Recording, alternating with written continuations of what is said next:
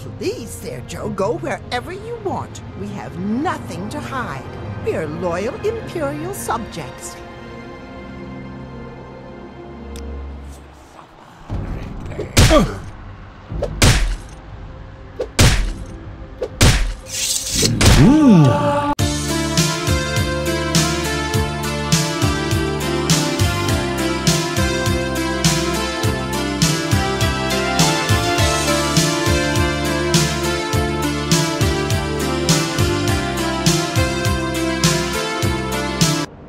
The Elder Scrolls series began in 1994 with Arena, which was created by a handful of DOS programmers who were RPG fans themselves, heavily influenced by the old-school CRPG like Ultima Underworld series.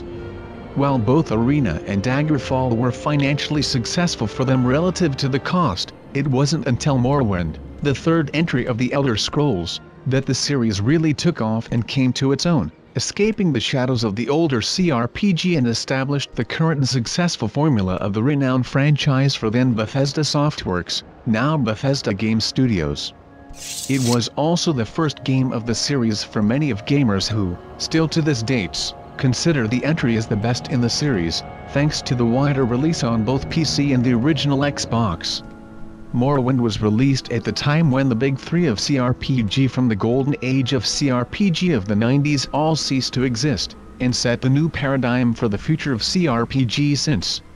Bethesda addressed some of the more common complaints from the previous entries by sacrificing the sheer size of Arena and Daggerfall over details, and replacing randomly generated game world that were devoid of distinctive style and variety with hand-created and hand-placed world filled with more unique places and dungeons using the full 3D technology.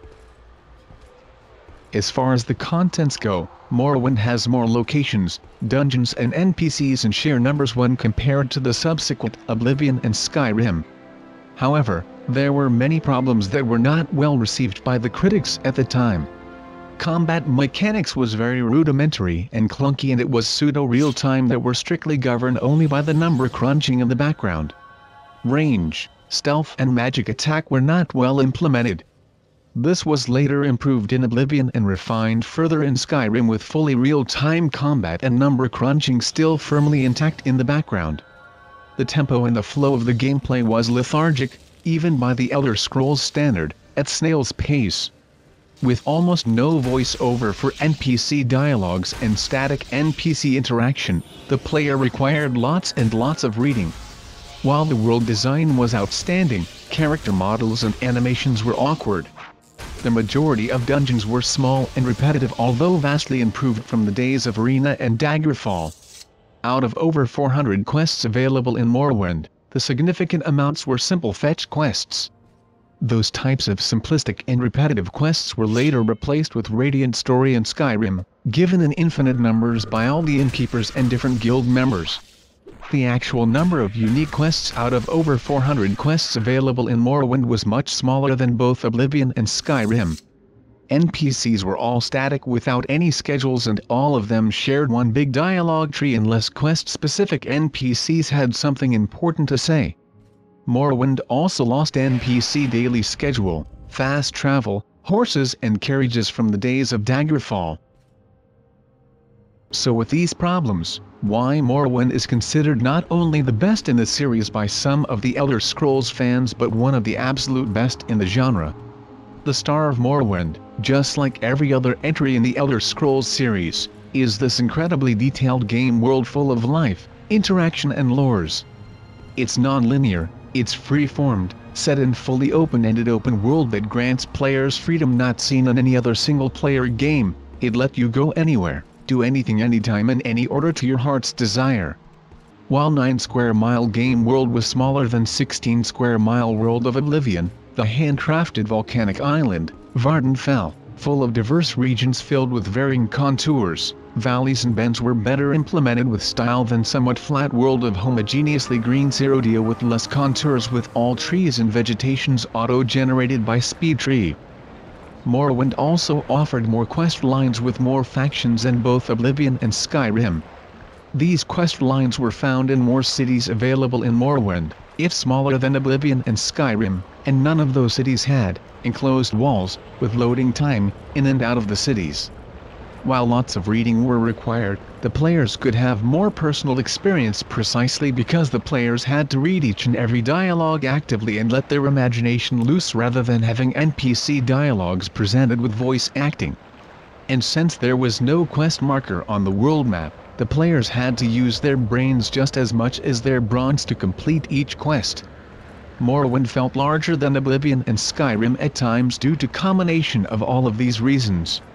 Morrowind was also notable as the first game in the series that offered the same construction set used by Bethesda to create the game.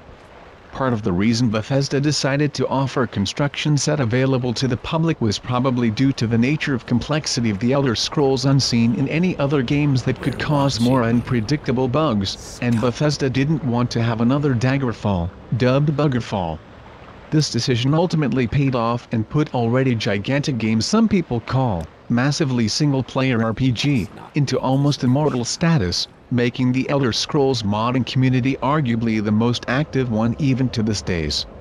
The in-game footage you are watching is the enhanced version of Morrowind called Morrowind Overhaul 3.0. Turning 10-year-old game into surprisingly resilient game with significant graphical and sound enhancements, in the face of constant technological advancement all this time. All of these makes Morrowind a must-play game if you are a fan of either Oblivion or Skyrim, or if you are a fan of old-school CRPG.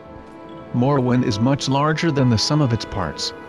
While it lacks many improvements seen in Oblivion and Skyrim, it is equally outstanding, if not better at times, computer role-playing game that offers role-playing in spades.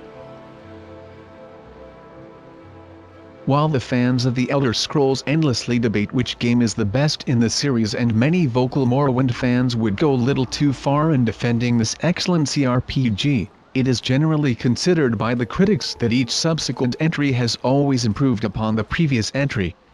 And Morrowind is arguably the most important CRPG in the past 10 years because not many develop CRPG anymore, and all the great one perished by the year 2002. Failing to adapt to the ever-changing video game industry, and it was Morrowind, which picked up the torch from Origins, Surtech and New World Computing and continued the lineage of CRPG that influenced console RPG, and crossed over into just about every first-person shooter and action-adventure game these days with the RPG elements. Morrowind successfully bridged the uncertain transitional time for CRPG genre from the 90s into new millennium, and set the new foundation for the future of the genre, and spawned two more outstanding CRPG called Oblivion and Skyrim. Having to choose the favorite among the Elder Scrolls is like having to choose your favorite son or daughter, utterly pointless, and downright insane if you actually do. Be glad that you have 5 excellent children in your family.